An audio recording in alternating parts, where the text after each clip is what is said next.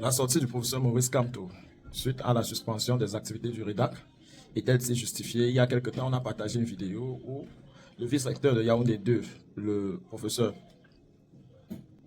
Jean-Paul Pondy, disait que l'aide financière et, euh, et les conférences de presse ou alors les achats d'armes sont des produits de l'instabilité dans chaque pays. Suite à la sortie du professeur Maurice Kamto, donc je vais vous lire la teneur de son communiqué dans cette vidéo.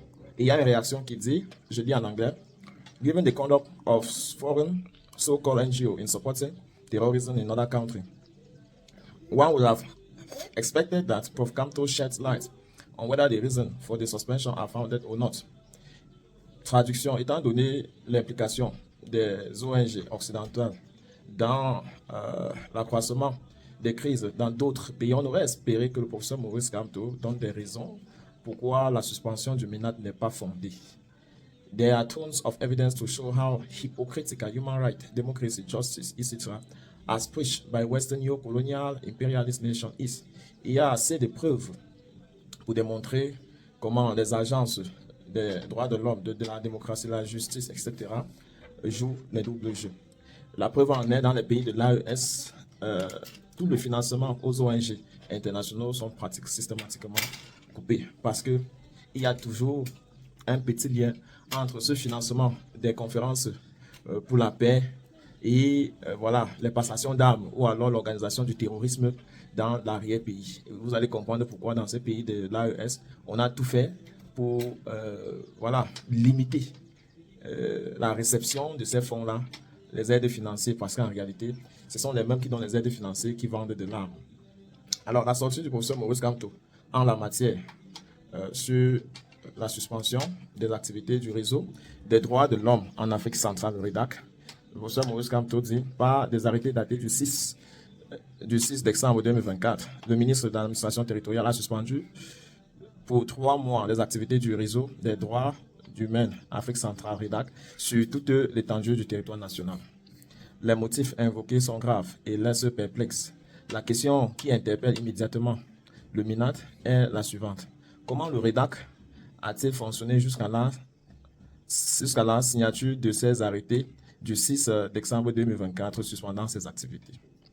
En outre, le motif de péril sur l'intégrité du système financier national allégué par le ministre de l'administration territoriale ne révélerait-il pas plutôt la compétence de l'Agence nationale d'investigation financière, l'ANIF, qui est chargée notamment de la lutte contre le blanchiment des capitaux et le financement du terrorisme?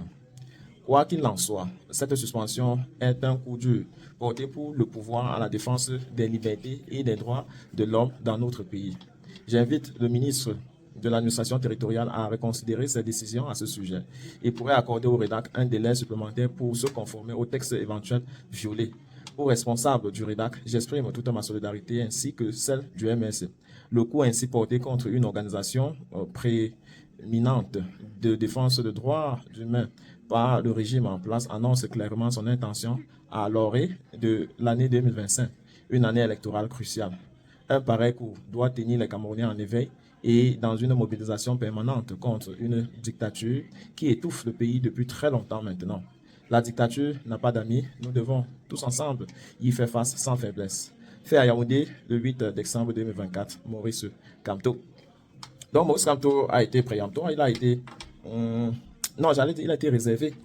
Il a fait preuve de réserve parce qu'il a demandé au MINAT de demander les justifications c'est-à-dire de demander, il fallait que le MINAT motive sa décision en expliquant en réalité qu'il a demandé un certain nombre de documents et que le REDAC n'a pas pu fournir. Parce que précédemment, n'oubliez pas que sur le cas de Longueuil, le cas de torture que le REDAC est en train de couvrir maintenant, sur la crise anglophone et sur les autres cas de torture, qui a d'ailleurs vu le gouvernement inquiété au niveau des Nations Unies, peut être un motif de pression pour que le REDAC lâche le dossier. Vous savez, mettre en liste comme à travers le REDAC, ont porté plainte au gouvernement de la République suite à ces actes de torture.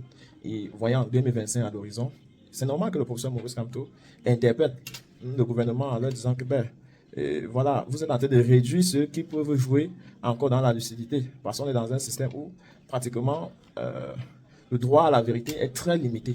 il y a très peu de personnes qui sont capables aujourd'hui au Cameroun de dire la vérité telle qu'elle est, de dénoncer la vérité sans chercher à regarder l'individu concerné pour des raisons beaucoup plus économiques que rationnelles. Et donc, le communiqué de Maurice Kamto, le président national du Mouvement pour la Renaissance du Cameroun, de MRC, soulève des préoccupations majeures concernant la suspension des activités du réseau des droits de l'homme en Afrique centrale, le REDAC, par le ministre de l'administration territoriale, Paul Atanganji.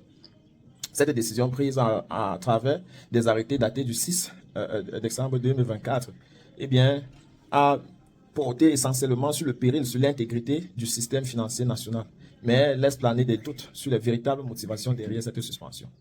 Vous voyez un peu. Et ce n'est pas la première fois que le gouvernement se cache derrière un fait X pour accabler un fait Y. Par exemple, les points clés abordés dans le comité, c'est l'interrogation sur la légitimité de la suspension. Maurice Kamto questionne la justification de cette décision et souligne que des institutions spécialisées comme l'Agence nationale d'investigation financière, l'ANIF, seraient plus compétentes pour traiter de telles accusations. Et c'est normal qu'on est dans un pays où le pouvoir est séparé. Chacun devrait rester dans son registre. On a eu la crise ou alors l'éboulement de la falaise de Tchang où on attendait le MINAT agir. Malheureusement, jusqu'à nos jours, rien n'a été fait de concret pour soulager l'attente de la population. 2. Atteinte aux libertés fondamentales. La suspension est perçue comme une attaque contre une organisation clé de la défense des droits de l'homme, illustrant une tendance inquiétante à restreindre les libertés dans le contexte d'une année électorale cruciale. On va plus loin. L'appel à la vigilance et à la mobilisation, Maurice Kamto appelle les Camerounais à rester mobilisés face à ce qu'il décrit comme une dictature persistante, réaffirmant l'importance d'une lutte collective pour la protection des libertés et des droits fondamentaux. Maurice Kamto parle de la solidarité avec le REDAC.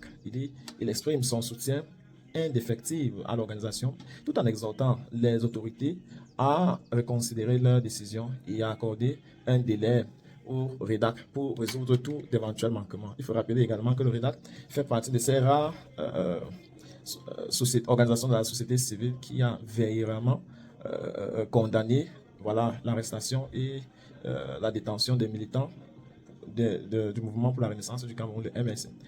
Le contexte et implication. Cette suspension qui intervient à l'aube de 2025, une année électorale décisive, soulève des inquiétudes quant à une possible stratégie de répression accrue visant à museler les voix critiques et les organisations indépendantes. Le communiqué met en garde contre les dérives autoritaires, tout en appelant à une réponse collective pour défendre les acquis démocratiques au Cameroun. Et vous savez, le MRC et Equinox ont précédemment reçu de telles menaces.